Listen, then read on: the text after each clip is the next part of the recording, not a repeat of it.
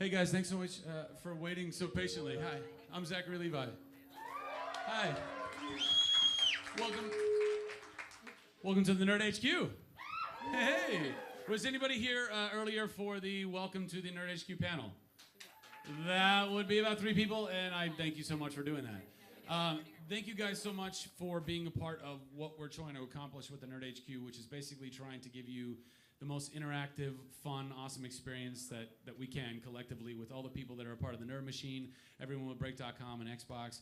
And I was so honored to be able to do Kevin's podcast a week or so ago. I don't know how many of you guys got to listen to that. Awesome possum. And then I reached out to Kevin. I said, hey, man, we're doing this kind of fun, cool thing with fans down at Comic-Con. Obviously, you are the king of the nerds, and you bring so much legitimacy to what we're doing. And at the end of the day, all the money from the panels all goes to charity. And Kevin was like, rock and roll. I'd love to do it. I'm going to bring Jay with me as well. So without further ado, I proudly present to you Kevin Smith and Jason Mewes. Give them a big, warm, on your feet, people. Thank you, sir. Thank you, sir. Kevin and Jason, everyone. I don't know. Good question. I like standing. Good morning, everybody. How's everybody doing? Welcome. We're going to do this thing. We rarely do this together, just sit around and answer questions. Although we do it to each other all the time. Like he'll sit around and be like, why are we here? And I'll be like, well, and I give him kind of my theory, and then I'll be like, why are you here? And then he gives me his theory and stuff. This we'll talk to you guys, but the cutest thing happened. He didn't meet Zach until just now. Like Zach had been on the Plus One Per Diem. Plus One Per Diem podcast, and hello. Mewes wasn't there that day, so he hadn't met him. So he just met him backstage for the first time. And Mewes afterwards, he goes, he doesn't look nerdy at all. And I was like, well, he's kind of like a nerd in wolf's clothing, or fox clothing, if you will. But Mewes, he didn't. What was that about? You judged him as non-nerdy. Can a dude be like buff and good looking and still be nerdy? They don't all have to look like me or you. Yeah, but I don't know why. He's very handsome. I figured it'd be like mediocre. Like he wouldn't necessarily have glasses and stuff, but he's like sexy and shit. I thought I was seeing him in front of Eric Crombie and Fitch and shit like this.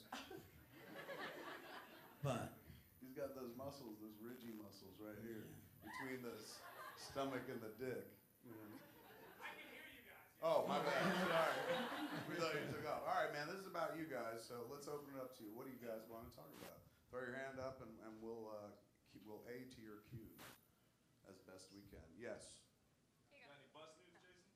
no, no bus news today. Not yet. We'll see. See, there's a bunch of. They got those things that said, what do they call them? Pedicab. We're gonna have some pedicab news by the end of the week. Is that what it's called? Pedicab? Did you see they have the Game of Thrones ones? There's like huge. We just got into town, so I didn't get to see all the fun stuff. I was behind him when we drove here, and literally, like, I could see a vehicle in front of him. There's nobody. It's him and then me, clear shot all the way down. And then all of a sudden, he stops, and I thought, like, oh my God, like somebody went into the intersection, the precision stop. And then when I looked around, he had just stopped to marvel at the Game of Thrones rickshaw. It's cool looking, man. It is I want to very get a cool. ride in it. So I think you could pull it off. That's what I think the whole business is about. Literally, that's what they want you to do, is take a ride in it. They're not like, only some can ride in the Game of Thrones. But, like last year there was ones that, dudes like strap boom boxes to theirs. Yeah. Some have lights and stuff. I never got to ride in a throne. My Like, point this is you one's fancy. can literally I go can do that afterwards, like I right know. now. Yeah. Well, right now I can? Yeah, fuck off. Come back. Sorry, Go I'm take a ride, distracted come by back this. and What is report. this thing right here? This Jordan thing. It's this. A logo. But what is it? What is the Hey, actual? they're supposed to ask us questions, man. They're like, what is that? Can I have one? Is it free? No, it looks like. Are you a frisbee scapping or for something. free shit at Comic-Con not. already? I'm not at all, but it looks like a. I do. I was distracted. I know, you are. I thought it was a big speaker and shit. Like also. Gotta make sure the dogs with puppy tails stay out of the room, because you're like, what's that? You follow it out and whatnot. All right. Somebody else. Anybody? We got a couple over here. Where? Point Right here, Go right ahead. here. If we can't even see you, shout it out. Hey, man, how are you?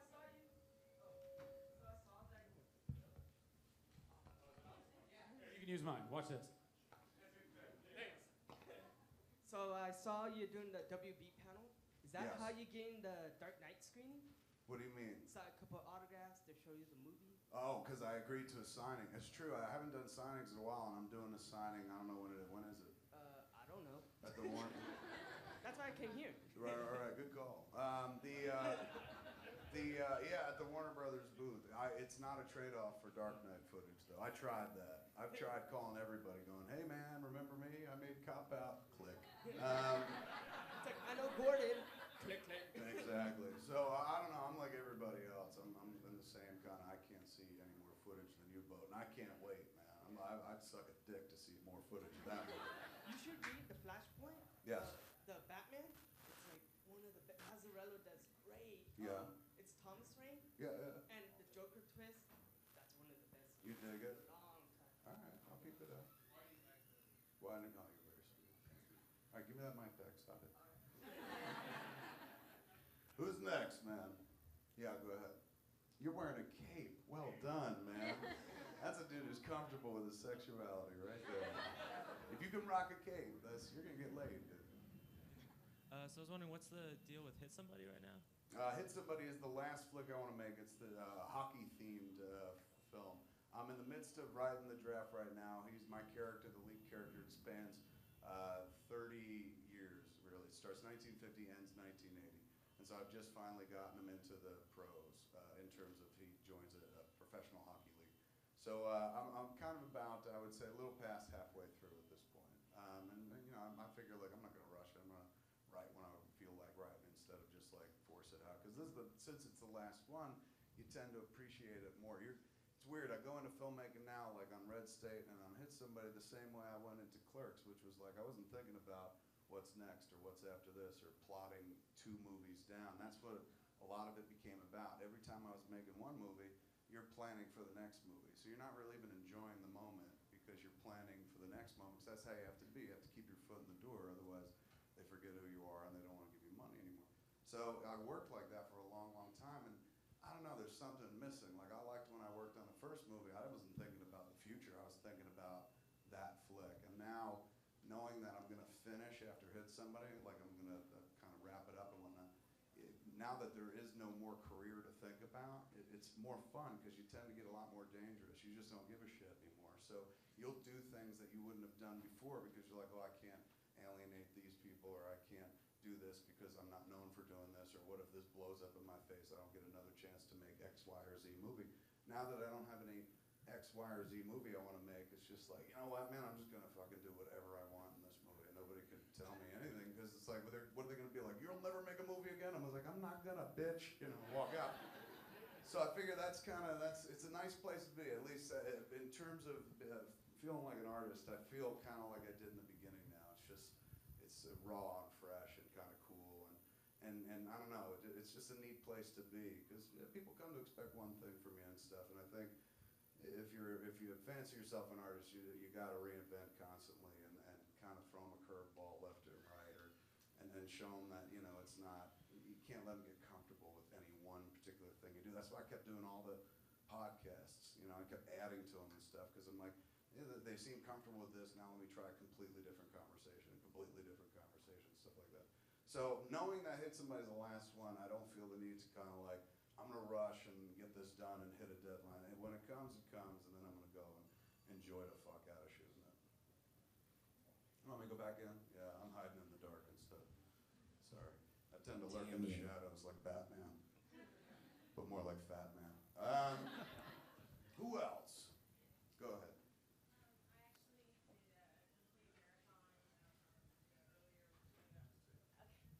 Of Clerks and Dogma and all of them, because my sister's 10 years old and she hadn't seen them. So I showed her all of them, she thinks they're great. Is your next movie going to have some kind of tie-in, like they all kind of tied in together with the characters again? Yeah, it's the Askewniverse. No, I think I'm done. I think the last one we did was Clerks 2. It felt kind of right, like where we left everybody off. Dante and Randall buying the stores, and then Jay and Bob standing in front of the stores. And I've often thought, before I was like, oh, I'm done making flicks, before I made that decision, of course I thought about, when you do a series of flicks, there's this compulsion to, it's a trilogy, motherfucker. So we've done a Clerks 2, and there's definitely a pull to like finish up with Clerks 3. But I think that's what would be expected, and so for that reason alone, I'm just like, I shouldn't do it, because that's what everyone would figure, and that would be kind of poetic. Like, he started with a Clerks, he ended with a Clerks and stuff, and he finished a trilogy, finally finished something. So I don't know. I feel it's better to go out with the one that's not connected to it. If Clerks 2 felt like a nice way to end, and I always wondered what a Clerks 3 would be like, and then I realized I'd rather kind of live Clerks 3 than direct it, because it took me a few years to figure out. But the end of Clerks 2, like I wrote the whole flick and directed that, and there's a scene where the boys are in jail, and Randall starts getting up in Dante's face when Dante's like, what would you do? And he's like, I'd buy the Quick Stop and reopen it myself. That moment in that movie is my favorite moment in any flick I've ever done. It's really cool. I think Jeff Anderson crushed it. I think Brian Allern's reaction was really, really awesome. And nobody expects it because they're not like fucking huge movie stars or something like that. So that was a really cool scene to write. And it took me a few years watching that movie later on. Because again, when you're making it, you're not really thinking about it. You're thinking about what's next. We were making Clerks 2. I was thinking about Zachary Levi already. So didn't really get to savor the movie beyond the writing part. So a year or two on, after you make the flick, you watch it to death while you're editing. A year or two on, you can kick back, watch it again, and maybe appreciate it. Started watching that flick and noticing the end of the movie was kind of like a subconscious message to myself, the writer from a few years back, going, this is how you want to finish. This is the way to go. Whoa, what's that? This is do what these cats are doing. I used to watch that moment in that movie and I'd get choked up. I'd be like, I'm so proud of them, these boys. They figured out what to do with their lives. And my wife would be like, it's a movie and you wrote it and you knew what was going to happen. And, I was like, I know, but still. So there was a reason I think I got proud of them, because that's what I wanted to do. The idea of seizing your own destiny and just doing it yourself and not doing it the conventional way or doing it the way everybody does it. I've done that. I've been lucky enough to do it the way everybody does it for a while now. And I just feel like I want to try doing it a different way. Like with Red State, the one we just did recently, we took it out by ourselves and toured it around the country and stuff. And it was amazing. Like, that was so different than anything I've done in the last 18 years with movies, because I only did it one way, and this way I got to do it a different way. I got to kind of get down in there in the dirt and do it yourself, and making phone calls and booking shit and making decisions on things that I never had to make a decision about. Our first movie got picked up by Miramax. It was owned by Disney, so all our bills got paid and shit. On this movie, on Red State, you would sit there and be like, okay, we have to leave the bus at one point and fly to Michigan, the only way to make the schedule work. There are seats for either $250 or $325. What do we do? And normally you wouldn't even think about that, but since it's coming out of your pocket, you're like, what's the difference between those tickets? You start doing the math, going like, this is going to cost me an additional $40. And when you're holding the purse strings, you tend to be a lot more responsible, a lot more creative. It's necessity being the mother of invention. If suddenly somebody's not writing you a check to answer all your prayers, suddenly you go into invention mode. And that's been fun. It's been kind of neat, and I think it's created kind of cool shit. Like this Red State movie we made is my favorite we've done in a while and stuff, and Hit Somebody feels like it's going to be in the same kind of push the envelope vibe, and not the envelope of art in general, but just in the shit I do. I'm known for doing one kind of thing. So instead of ending with that one kind of thing, I'd rather kind of end with a movie that's like, oh, here's everything I learned since the first thing.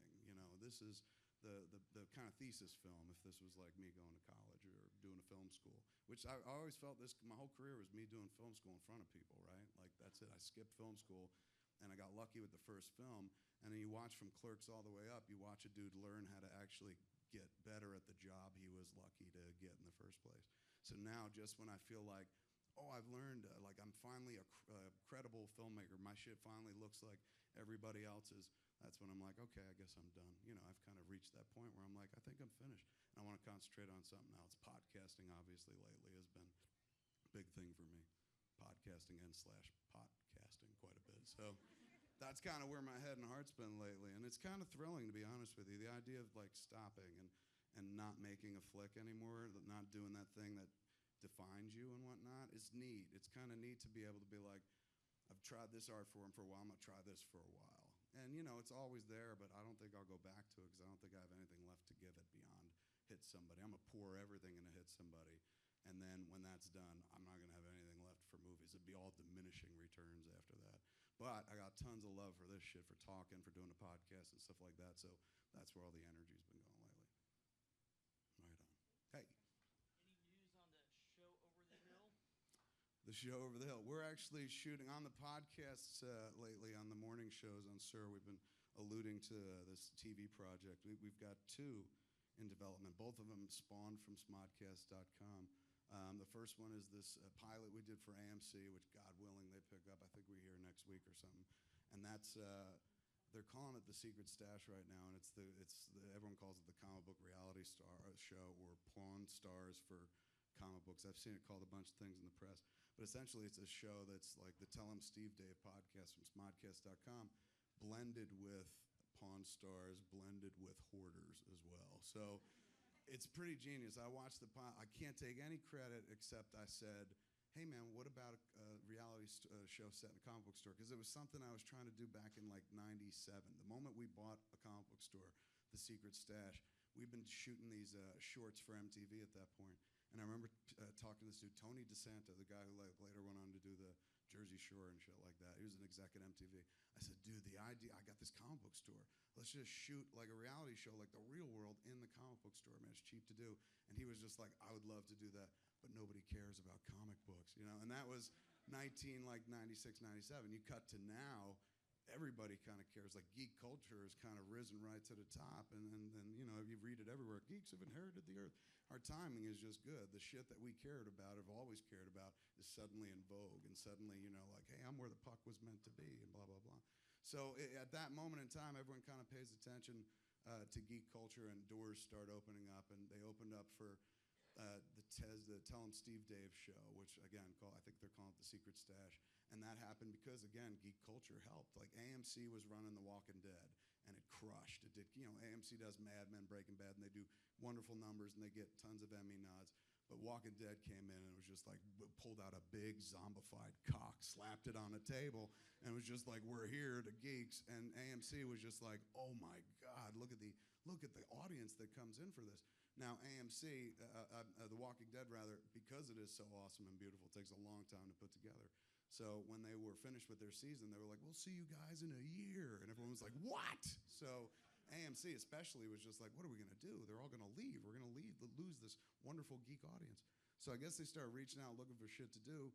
And they got in touch with this company called Original Media. And they were like, hey, man, you got an idea? And he was like, you know, a friend of mine worked with Kevin Smith. Her name's Elise Seiden. She was one of the producers on Red State. And maybe he's the guy to ask because he likes fucking nerdy shit and whatnot. So the dude came over to my house, and he was just like, set it up. He's like, AMC, Walking Dead, leaving, big space. You got anything? And I was like, I don't have anything. But if you were going to do a cheap show that a geek audience would love, just do one of these reality shows set at a comic book store, man. It's like crossroads of the universe. And usually the people behind the counter are pretty erudite and clever, and people come in. There's interplay with an audience. I mean, that's perfect. And dude was like kind of like Clerks. So I was like, what was that? And then I thought about it. I was like, oh, yeah, I've done this. That's why I like the idea. Yeah, kind of like Clerks. So he was like, let me go back and see if they like it. And he went to AMC, and AMC was like, let's give it a shot. So they financed a pilot, and we shot it, pilot presentation back east. And it's awesome. It starts with a podcast, and they use the podcast as a framing device.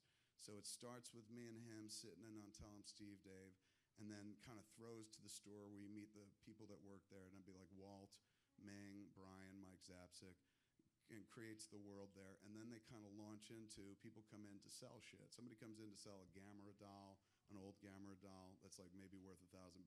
Somebody comes in with an Animal Man cover, and it's the one where he's around the toilet, like kind of curled up like an addict or something like that. He's not even wearing an Animal Man outfit and shit like that. So you're watching this, as a fan of that kind of shit alone, I was like, there's a fucking Gamera doll on television. Like, you know, it's amazing. Like 10 years ago, you wouldn't see something like that. And now, like, the potential is just kind of exciting. So I watched the whole thing. They got that. A lot of people coming in trying to sell shit. Walt tries to haggle with them. He brings in experts who value it. They put up lots of cool graphics and shit. Then periodically he sends the boys out to find shit. So he sends them to this one dude's house who's got like 100,000 toys in the basement, all the shit that you see on the Comic-Con floor. It's amazing. But you're looking at the guy going, he's insane. But he's not insane because it looks like your basement as well. So it was a nice collection. Then you come back to the podcast, you go back to that. Really great presentation. AMC's got it, and hopefully they'll dig it and pick it up. But I dug it. I loved it. And I know, of course, I'm predisposed to like it because of my friends and shit. But I watched it that way. It's just like, oh my God, there's Walt Flanagan. I know that motherfucker, and he's on my computer. I did that pass, and then I sat down and watched it as I fucking hate Fat Kevin Smith and all his stupid friends, and tried to view it through that prism, the hate show. And it's still kind of charming. Like, you can't fight it because you're seeing shit that you like. You're like, oh my God, they're talking about this. They're talking about fucking Cerebus counterfeit copy that came out fucking like 15, 20 years ago. Little shit like that. And the boys are kind of funny and charming and whatnot. I hope it takes off. So that's the one TV thing we've been working on. We're working on another one. I haven't given out many details about it, but we're shooting. That's the one you want to know about. We're shooting a lot of stuff here at Comic-Con. All I can say is if you're hanging out Saturday outside of Hall H, it's a good chance you put you on TV with us for this thing that we're putting together. So I'm going to go out and work the line outside of Hall H, all the people that can't get in, and we're going to shoot bits most of Saturday and stuff. And we've been shooting bits. We went and shot some bits up at City Walk, just some walk and talk and stuff. A pretty cool bit of just like walking up to random people and being like, hitting them with a tagline from a movie poster and then seeing if they can guess the movie. And it's just fun shit like that. And that's part of this program that we're putting together, this presentation over there. So that's the other thing that's kind of come together off the podcast as well. So more details about that maybe after. They haven't taken the gloves off and said, go ahead, say it. And I'm one of those cats that like I'd say it, and some people don't like to say it because like, what if it doesn't happen? You know, because a lot of people can make pilots. You put them in, and people are just like, I don't like this, and it doesn't go anywhere. But I don't know. In the moment, it's cool. It's like, who cares whether it goes to series or not? Like, in this moment in time, somebody thought it was cool enough to do a pilot of. Let's celebrate that. So it's been tough for me. You know, I like to fucking spill. Like, I'm a candid motherfucker who likes to be like, guess what else is happening, you know? So for me to not share it has been really tough, but they've never, the people I'm working with haven't said, go fucking talk about it. But if it works out, it'd be very, very cool. It would be us kind of on TV every, like 5 days a week. So that'd be kind of neat. We'll see. Fingers crossed. Okay, what else we got? Sure. Take the mic, man. There you go. Oh. Got him? Right on. So now that you're ready, you're filming your last film. Do you know your lens sizes yet, or you're still the? No, I figure finish as I started, completely ignorant.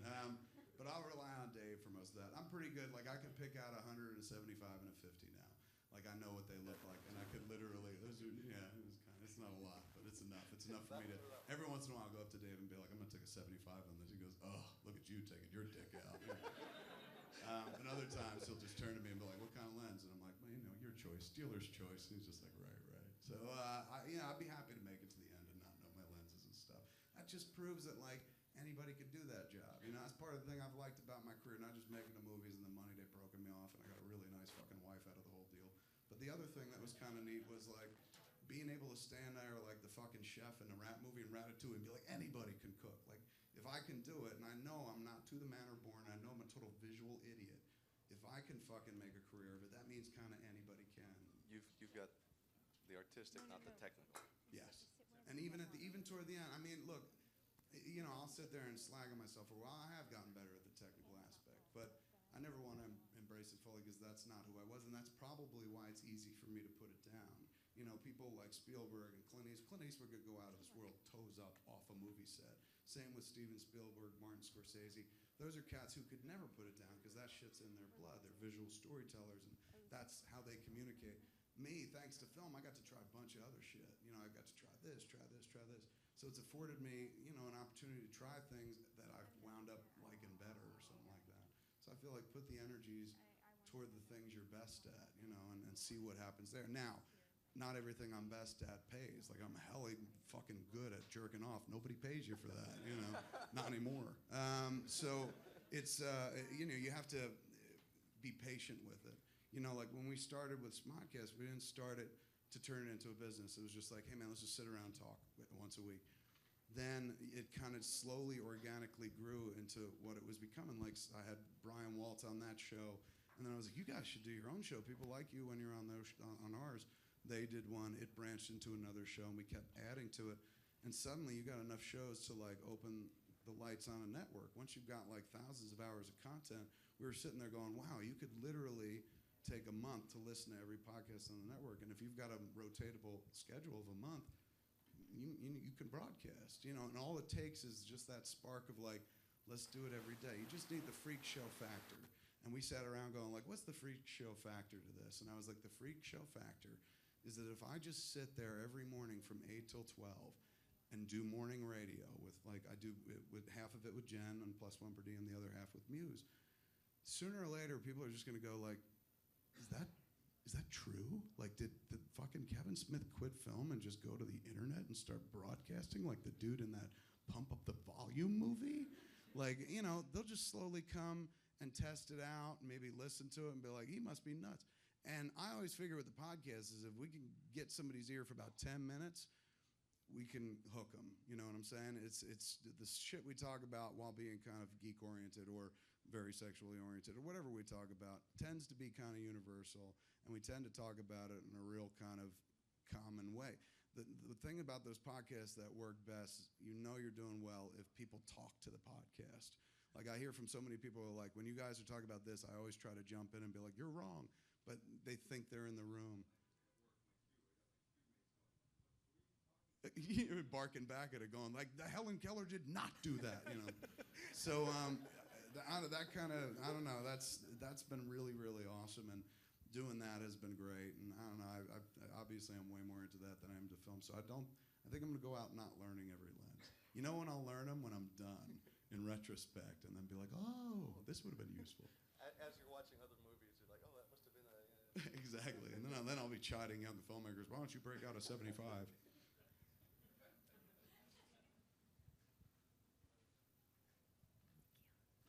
filmmakers do you see kind of taking over your audience as you... I wanted to walk down there, but you'll be mad at me if I got to stay right here. Planted. Go ahead. Sorry. I want to come down there and look you right in the face, but I'm going to stand here so they can... I was going to ask, as your career is kind of, not, I wouldn't say winding down, but you're wrapping it up, It's both. It is actually both. It's winding down and I'm wrapping it up. And I think that's a big part of it because what I've figured out is very few of us get to choose how we go out. You know what I'm saying? In terms of being a filmmaker. Youth is prized in this industry. I know that because I was young once and I got in the door because of that. Because like he seems to know something about youth culture, and I'm no longer young. I'm a middle-aged fucking man at this point.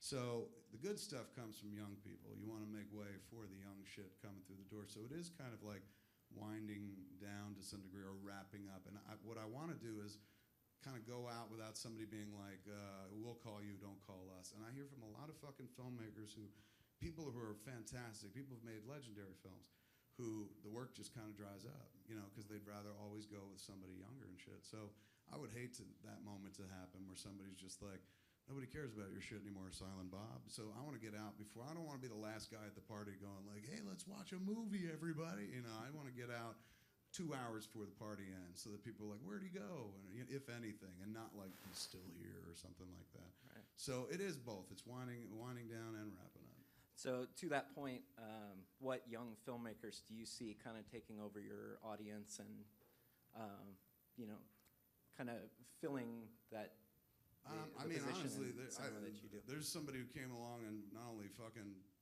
did what I did it way more fucking profitable was Judd. Once Judd came along and started making movies, I was like, oh shit, this smells hauntingly familiar. And then it kind of expanding his universe in the same way, so much so that like now there's a kind of quasi-sequel, you know, like they're making a quasi-knocked-up sequel, connected universe and stuff like that. But he does it and he fucking earns tons of fucking loot doing it, you know, with studios with nice marketing budgets and stuff.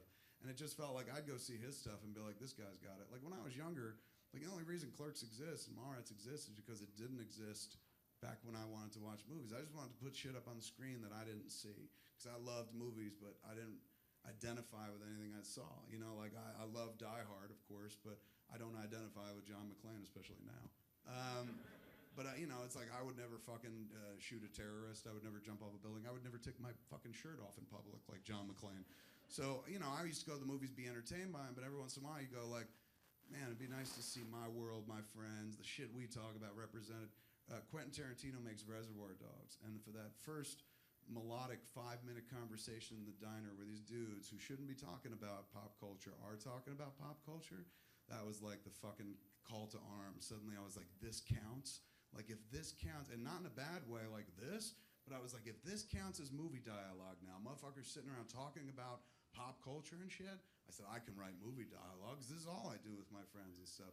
Seeing that movie took the gloves off. I was like, oh shit, this is what I want to do. So when I started making that, or doing that shit, it was because I didn't see a Clerks. Like, if there was some fucking fat dude making movies that talked about comic books and wanting pussy but not getting it, I would have been like, I wouldn't have made a movie because I would have been like, oh, I love this dude's movies. He speaks to me.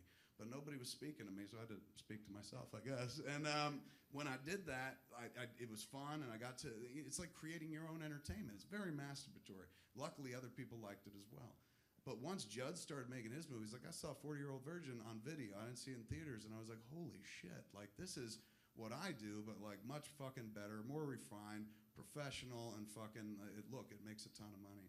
And so once somebody else is doing it, suddenly you're like, well, I'll just watch this person's movies. They're doing a fine fucking job. Like, you know, it's let them do it. Because the only reason I started, because they weren't, that dude didn't exist when I was looking for movies. Now he does. Now, throw a rock and you hit a bromance movie. You know what I'm talking about? Like, back in the day, you didn't really do that kind of thing. You had a sidekick or a best friend who was very manly, but you didn't have dudes going like, I love you, man, or hugging, or fucking, you know, talking, doing gay material with each other. And now, throw a rock and you hit a movie like that. So, I don't know, at that point I'm content, because if I really want to see a bromance, I can go to the movie theater every week, probably, and catch a bromance. There's no need for me to make one because I want to see it. Somebody else is doing it. So I would say Judd. Like, Judd kind of, I don't know, Judd made it for me easier to be like, all right, I'm not needed here anymore, kind of thing. And that, not in a bad way where I'm like, fuck Judd. I was like, right on, my work here is done, you know. And like Leonard Nimoy in that Simpsons episode, I phased out. And they're like, you didn't do anything. I was like, didn't I?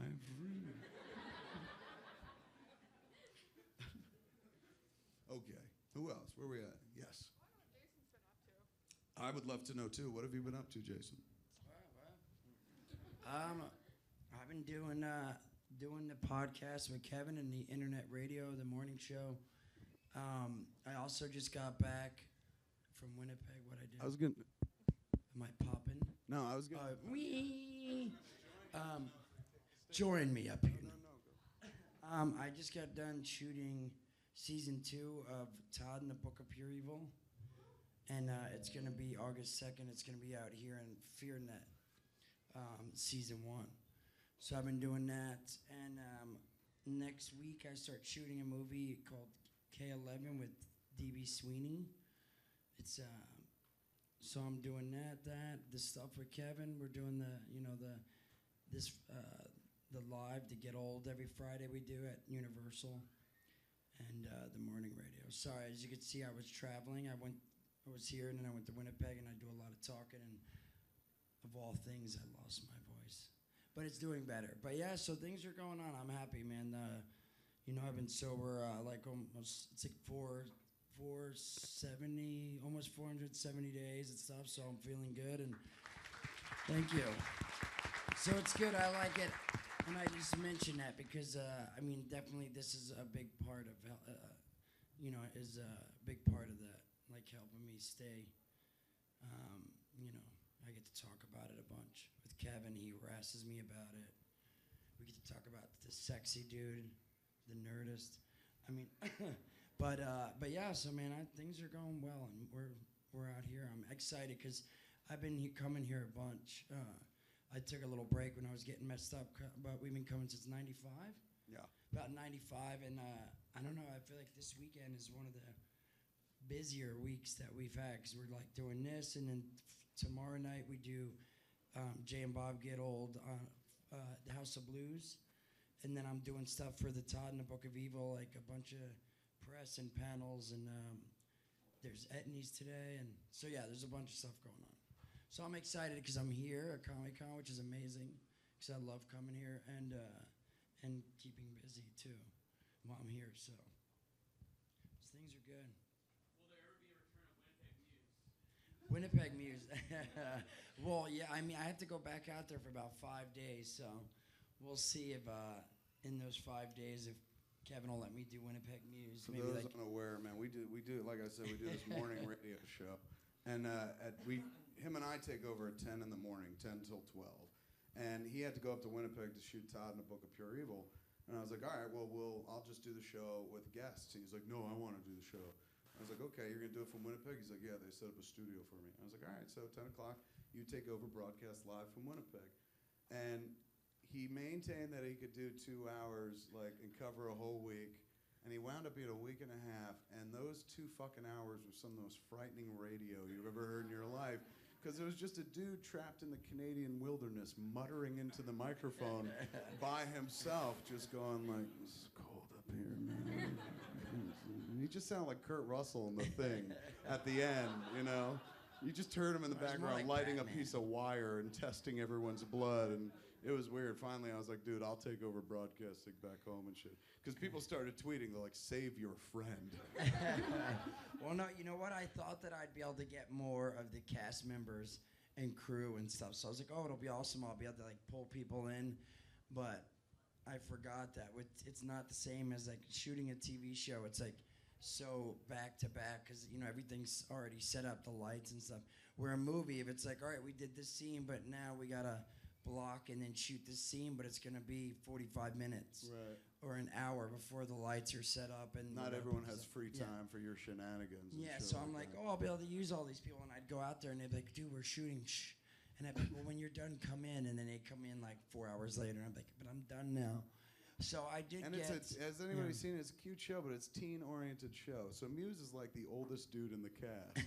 And so rather than like some 17-year-old kid who's like, it's my first job running around being fucking rambunctious on set, it's the old man who's just like, who wants to be on my podcast? You know, and they're like, shut up, we're working, you old fool. He's like, sorry. And it's in this like dark copy room because it's a school. It's like a closed down elementary school. So like stuff's like falling off, like plasters falling down. So they put me in like this copy room, which is cool though because they had set up this like microphones and the equipment and the internet. They got real strong internet for me because I told them I needed it so I can broadcast. And The equipment was willing, dude. It was yes. the talent that was weak. It was. I mean, But he would crack up. I don't But he's been disagree. an I tried to. amazing public speaker. I mean, maybe not so much this morning because his voice is kind of shot. He's got to save it for the shows. But Mewes over the course of the year, like he was talking about before, when we started Jay and Bob Get Old, he'd been fucked up for a little while. He'd been clean for a long time. Then he got fucked up. Then he got clean again. And when we kicked off Jay and Bob Get Old, it kind of works as a, I always forget the fucking word, intervention, where every week we sit down with him and he talks about doing drugs or having done drugs and shit. And, you know, all the stories are horrible, but somehow they're also funny at the same time. So he has a real way of telling a story where you're like, that's the most horrifying yet hilarious thing I've ever heard. So after doing that for a while and whatnot, like he's a sharp fucking public speaker. If you go back and listen to the beginning of Jay and Bob Get Old, like it's really me kind of prompting him the whole way. And if you listen to like anything from the last like 20 episodes of Jay and Bob Get Old, or if you listen any morning on Jay and Bob Get Jobs, like the dude's really come into his own. Like he knows how to kind of handle a microphone and a crowd. And if I'm not around, it's even better for him. But if I'm here, I'm like, never mind him, and I take over the room and stuff. But it's impressive, man. I don't know, it's kind of touching too, because it's like it's a dude who's like literally talking himself into sobriety, and that's, you know, like you said, you can't do that without people listening. So anybody listening to that, I thank you, because it helps this dude tremendously. Yes. Okay, I'm so sorry. People are like, we came to hear some fucking laughs, and this guy's talking about being middle-aged and retiring, and this guy's struggling with addiction. Like, what happened to Comic-Con, man? It's fucking We're gonna middle-aged con. Well, we should do that thing now where I pull it out and you like. Wait, never mind. That's not Comic-Con either, dude. Oh, we're saving. Oh, okay. That's your idea of Comic-Con? You're like, yeah, that's where we all go and pull our dicks out. That's the bathroom. Where else? Where else we got? All questions answered. Yeah, go ahead.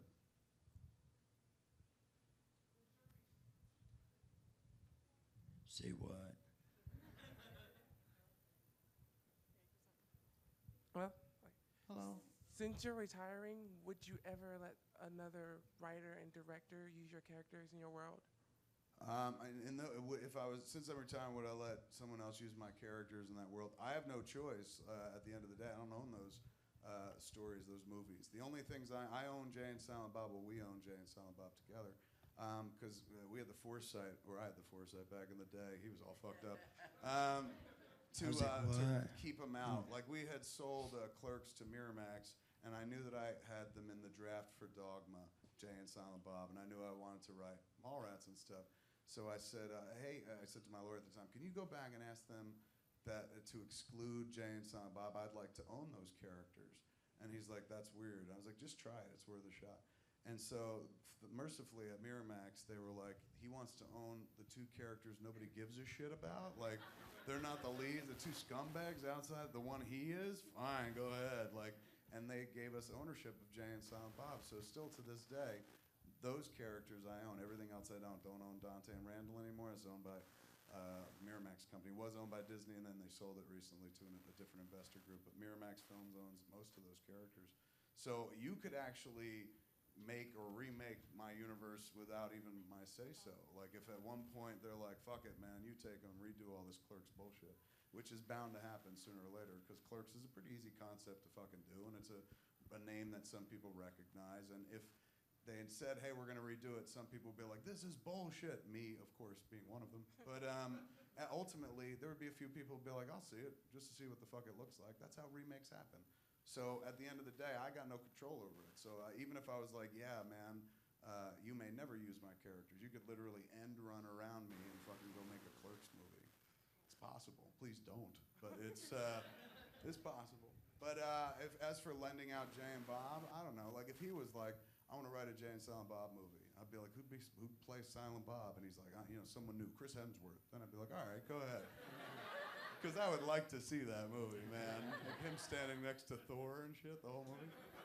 So, but other than that, no, I think Jay and Bob grew up and became us talking about Jay and Bob, or being Jay and Bob on the podcast. That was kind of neat when we realized that, like, oh, the name still works. Like, those are the characters we play when we do the shows. We stand up here. We don't, if you go see the show, Jay and Silent Bob Get Old at the House of Blues this weekend, or if you go see us at the John Lovitz Podcast Theater any other weekend back in Los Angeles, we don't come out in fucking outfit. It's not like, look at me in my long coat and him and his long hair. Like, we just literally come out like Kevin and Jason and talk a lot of things, but very rarely about being Jay and Silent Bob. So it's weird. The characters went from being characters. Usually when you stop playing a character, that's it. It's just done. You got to say goodbye. But we were able to kind of take it and keep it with us in the next thing we went to as a kind of imprimatur, if you will, or something like that. Just like, oh yeah, the name recognition. It's fucking crazy how far that name traveled in years. I mean, I talk about, connecting with the audience all the time. I talk about, like, for years, I've been doing Q&As. Like, when the movie ends, I'm the only director I know comes out and goes, wait, let me explain what happened. Bruce Willis got mad at me, and we had a fight, and I got thrown off a Southwest Airlines plane. I come out and start talking immediately. So that connection with the audience has been building and building over years, but you can't discount the fact that for years, Miramax put money into marketing those movies, and Jay and Silent Bob were in all those movies. So quietly, while they marketed their films, I was kind of marketing my own shit off to the side. And it's been kind of nice because it's like having an investment company pump millions of dollars into something that you never have to pay back. They helped build Jay and Silent Bob to the point where even if we don't make a movie about Jay and Silent Bob, we can go do a podcast called Jay and Silent Bob, and a bunch of people kind of show up to see it. So it was neat. It was a good thing that we held on to the characters, because it gave us something to do all the time, gave us a bargaining chip in a lot of situations, and it also provided a title for what we're doing next or doing right now. It's neat. It's neat to be able to hold on to it, because obviously those characters mean a lot to us. I mean, they changed our lives, right? It's a completely different world. If those characters weren't in that movie, I don't think the movie works as well, and we certainly wouldn't have gone on from that into other flicks. So it's nice to be able to still embrace them, because it'd be great to be able to play them, but again, fucking 40 years old. You don't want to see a dude like this leaning against a wall of a convenience store with a backwards baseball cap. It's just no longer funny. It's creepy, 40-year-old man selling drugs to teenagers, that's something to be concerned about. So the notion of playing the characters, you just can't really do it anymore. There's a time that all good things must come to an end. But keeping them alive by calling the podcast that has been really kind of gratifying for us. I know that's not what you asked, but I was just working that out right here. Were they blinking lights because we got a blow? Is that the idea? Or did somebody just lean on the lights? It was that one? Right on. Until they say otherwise. Red State to San Diego. Yeah, I mean, well, we've got Red State. Everyone's going to be able to see it first week of September on VOD. Me coming down here? Yeah, because it's very local. I mean, that's the beautiful thing about Red State is we get to fuck with the exhibition of the movie. Exhibition of film, theatrical exhibition, is usually like, you know, they spend a shit ton of money to open. They post hopefully a killer weekend, and then you get about maybe 4 weekends of playability after that before you start diminishing returns on any sort of, you know, box office. And all of that is fueled by expensive marketing campaigns and stuff like that. We stepped out of that, did what we did, it all kind of worked out. But for me, the theatrical exhibition is more about changing that so much than just changing everything. Like, change the definition of it. I can't change how movies are exhibited now and how much it costs to do it. I can't go into like AMC and be like, hey man, charge me less than you charge these guys because I'm an independent. So you have to figure out different ways around it. And what we figured out was like, okay, well just don't do it like everybody else. Like, if you can't win at fucking rugby, make it football. And suddenly you own the game, you know? That's the key. It's like, there's no such thing as fucking failure in art, right? Everyone will try to tell you that. And everyone will tell you, and critic will tell you 1,000 ways you fucked up and ruined your art or something. There's no such thing as failure in art because I make one movie, put it up here, everybody here has a different reaction to it. So there's no uniformity. Nobody's right. It's what you feel based on watching it, right? So it's all individualized. So at that point, you sit there going, okay, if it's an individualized experience, and then what's cool about it is being able to do it differently than others. Like, I can't do a movie with fighting robots that turn into buses and fuck each other because I don't have that patience or talent. But what I can bring to, I know it's a good idea, but I can't do it.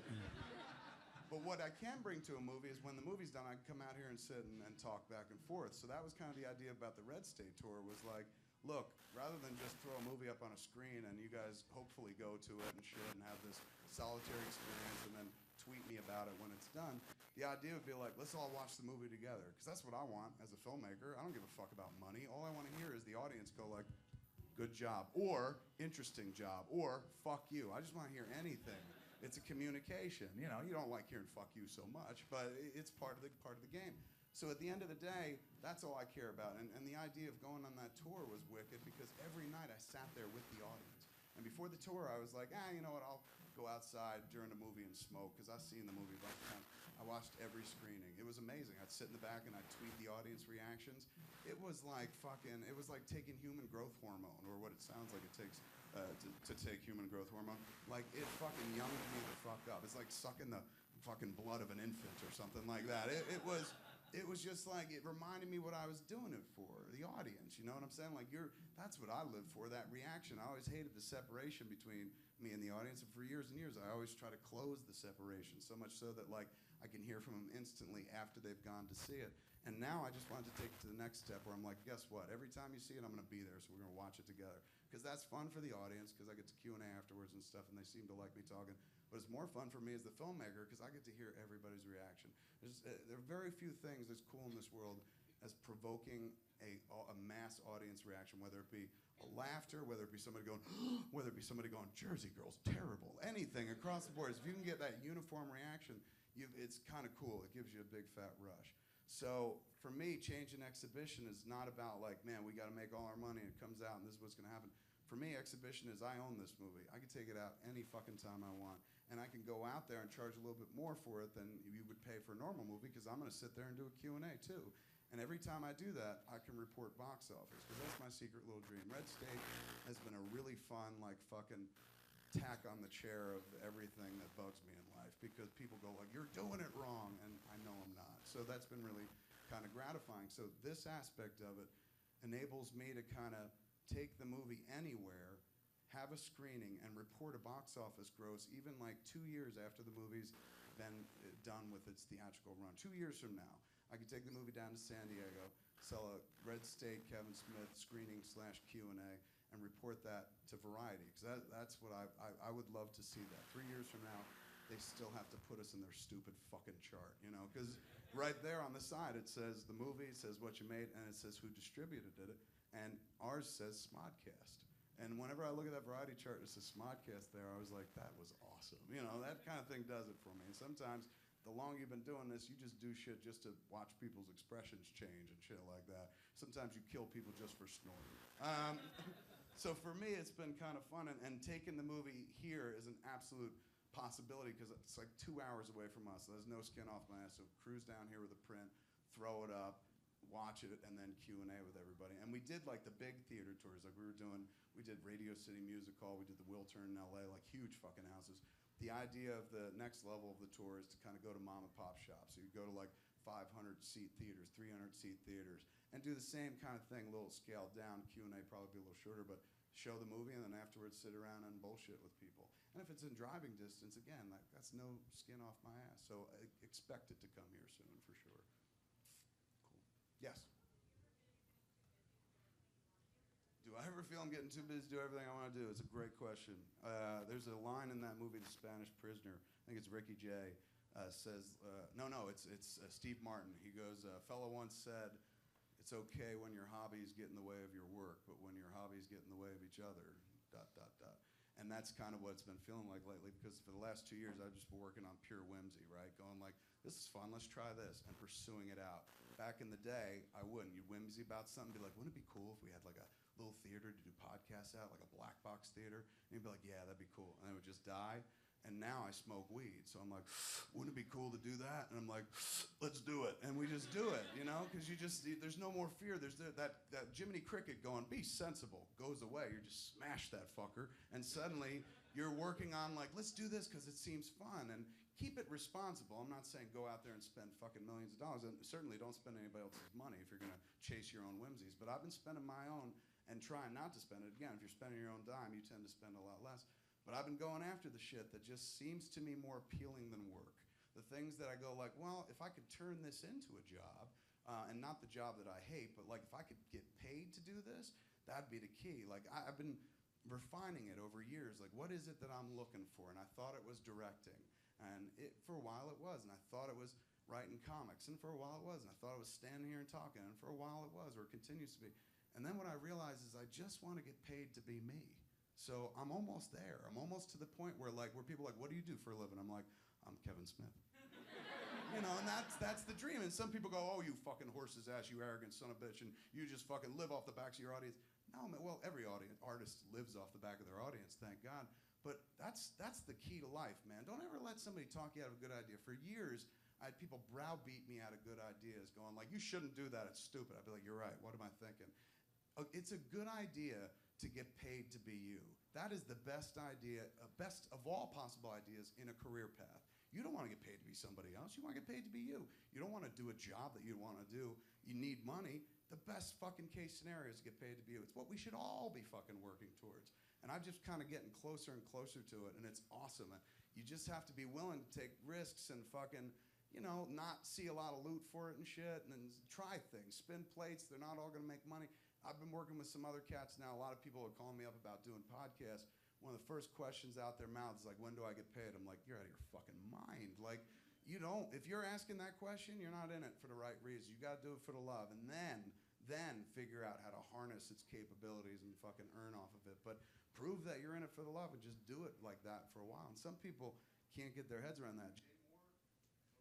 My mic. Who? Jay Moore just joined our podcast network. He does a great podcast. He was the opposite. I started giving him a lecture about now, look, you can make money from advertising, but you know, I was getting ready to be like, it's going to take about 5-10 weeks for we get a good advertisement package together for you. He didn't even care. He's like, dude, I don't care about advertising. I'm doing this because I want to see more people show up at my gigs. I'm like, that's it. This is a dude who gets it. You're not going to make money from this, but this will help you make money in something else. And that way you're doing what you love, and it's aiding toward you earning, putting a roof over your head, clothes on your back. Because again, that's the dream. The dream is that it never feels like work. If it doesn't feel like work, every morning you wake up, it's a fucking orgy. You're like, oh, what's gonna happen today? It's amazing. But I used to wake up and have to go to a job, and it fucking blew. And I just started working on, okay, how can I make this not a job? And I'm almost there, man. It never feels like work anymore, because whenever it starts to feel like work, I don't cut it loose, but I reshape it and kind of recreate it. And it's been neat. It's been a good 2 years of like, let me just follow this path. Let me follow this path. But the problem is you do that, there's a lot of fucking paths. And it's a lot of plates spinning at once. Thank God I got an amazing support team. This dude turned out to be one of the most valuable assets in the world. Like, you know, look, he was always fucking valuable because he's my friend. And he was always valuable because he's the guy who could be like, snooch to the nooch. And people would laugh. And I just sat next to him and got famous because of it. But what he turned out to be as well was a hard fucking worker. This is a dude who doesn't ever go, when am I getting paid? You know, if I'm like, hey, I got an idea, he's like, all right, let's do it. And he trusts that it may work out, and he knows that it may not always work out and shit. But he trusts that, like, well, let's do it. He never asks why. He never asks how much. He never goes, hey, man, what's in it for me? Nothing. It's just fucking let's do it because it sounds fun. Or he's like, let's do it because he's too stupid to know it's going to be hard. But either way, he backs my play and helps me out. And that's what you need in life. You need somebody who's just like, all right, man, you got an idea? Fuck it, let's try it. Let's give it a shot. You got to be surrounded by these why not people. Life is full of fucking why. There's so many people, man. That's what I love about coming to Comic-Con. It's not a world of why. Everywhere else you go in this world, you tell people, I want to do this. They're like, why? Why? Why? I met so many of those fuckers in my life that beat good ideas out of me just by fucking putting on that why. Why? Who do you think you are? Why would you do that?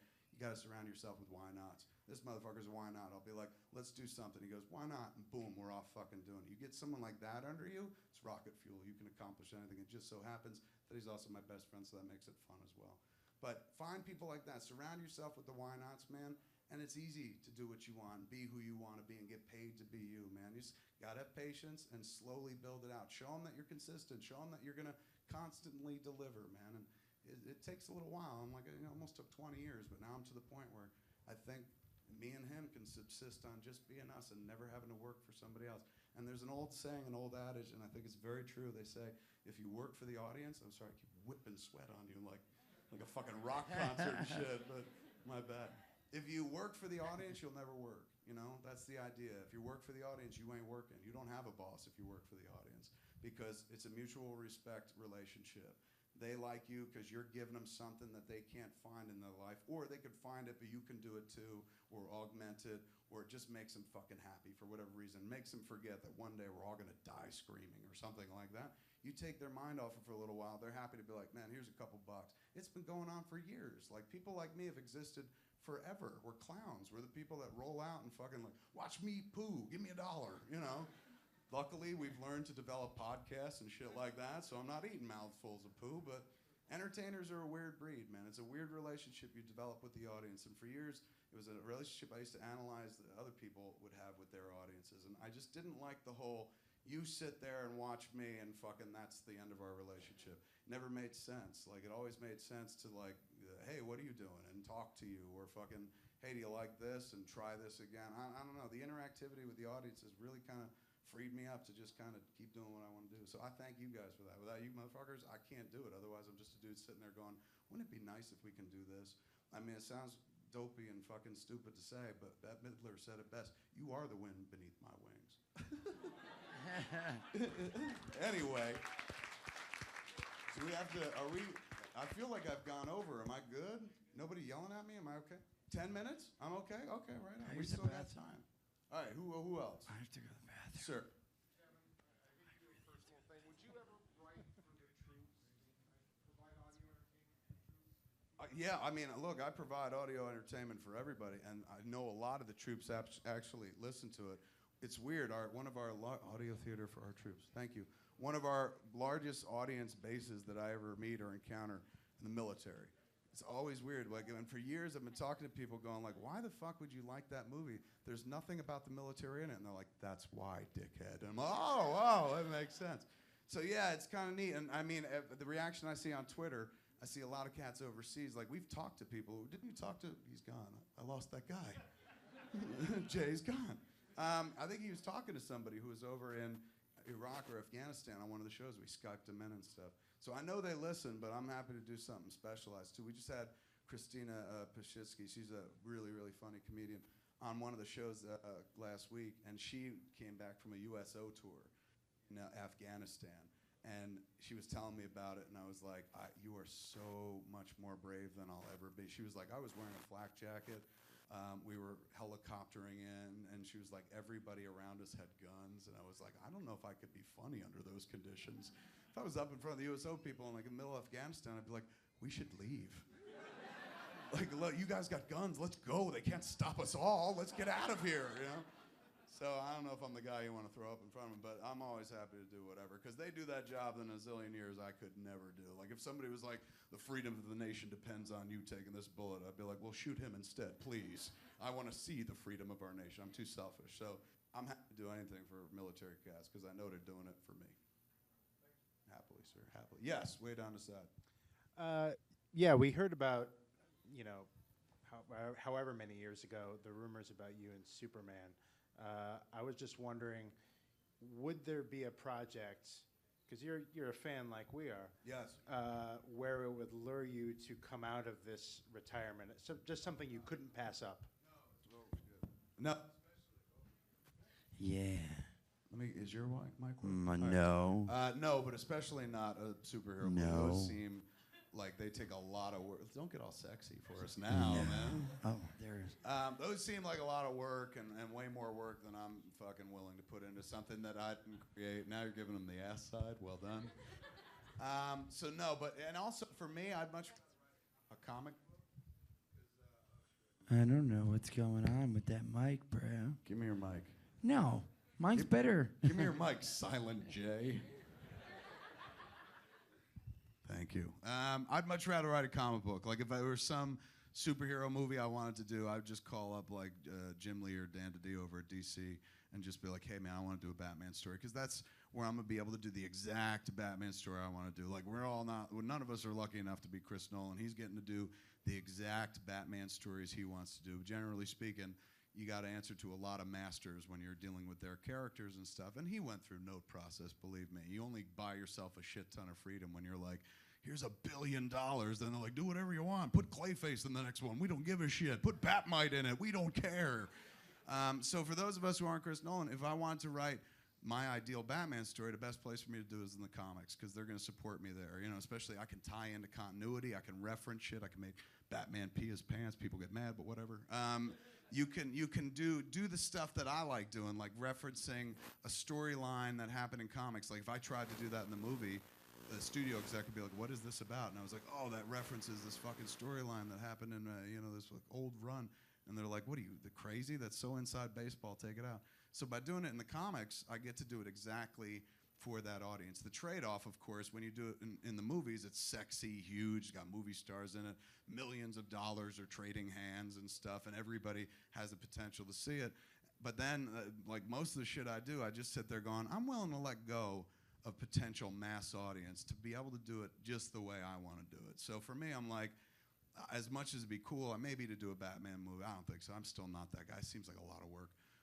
But as much as it would be cool to make a Batman movie, it's much cooler to write a Batman comic and know that it's going to be fucking 99.9% of close or exactly of what I wanted it to be when I was writing it. And that's way more gratifying to a fucking control freak like me. Like, I'm like, keep the money and the fame and shit. Just let me tell my story the exact way I want to, good or bad, whether people like it or not.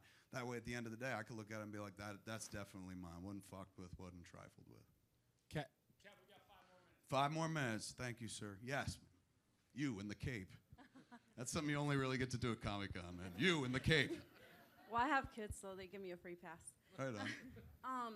I always hear you when you come on Kevin and Bean. Yes. And I always look forward to Well, it. what do you mean, come on, Kevin and Bean? And how do you hear us? Well, I wanted to know, do you have a special relationship with any other radio stations like you do with K-Rock? Wow, what a great question. Yeah, I guess I'm pretty close with Opie and Anthony. Whenever I go east, that's the show I like to do, and Jimmy Norton's on that show as well. That's a great place. They just let you sit there and talk to your heart's content. That's cool. When you go on somebody's show, and now we host a radio show, and I get it, and I appreciate it, and I look for the same thing. When somebody comes in, you just want them to fucking talk. Number one, because they're there, they're interesting, that's why they're there in the first place. But number two, it just gives you a chance to shut down, smoke weed. Like, I have people on the show, let them talk, and I'm like, absolutely, and just the whole time. It also gives you a chance to breathe and kind of look at the Twitter feed and stuff like that. The Opie and Anthony show has always been very comfortable and casual. They let you come in and talk to your heart's content. They call it passing the ball, or they don't call it, I call it passing the ball. Those dudes pass the ball incredibly well. They're like, hey man, what do you want to say? And that's kind of the idea. If somebody's making the trip in, they're going to be the more interesting, or at least you're having them in, you should be more interested in what they're talking about. So that's, I guess, closest to the K-Rock relationship I have would be Opie and Anthony. Great question. Nobody's asked me that before. That was really cool. Yes?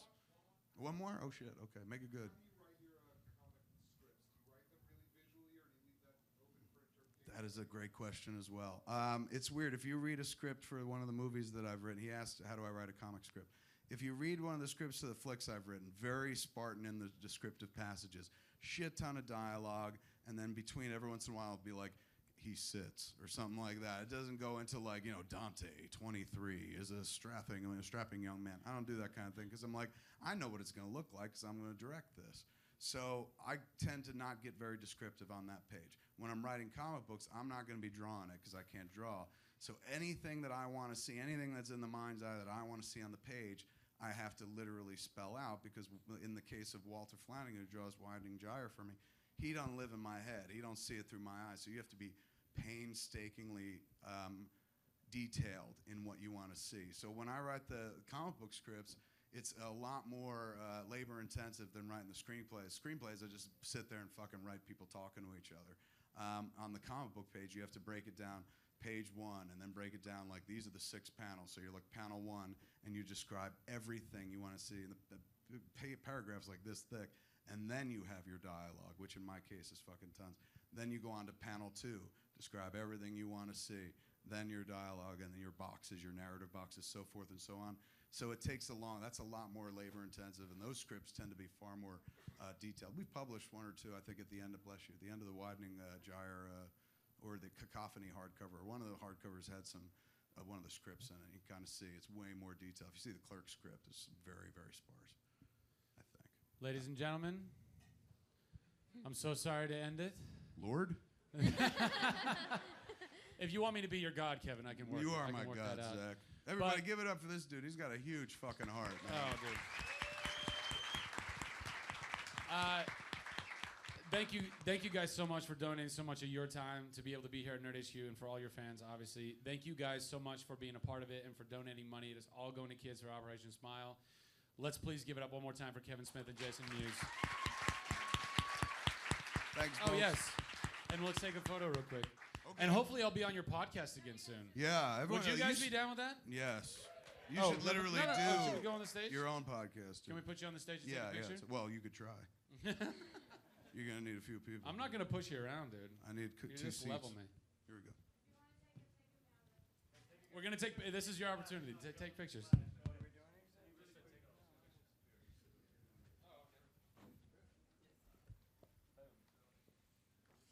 it fun? That was very enthusiastic. Thank you guys so much.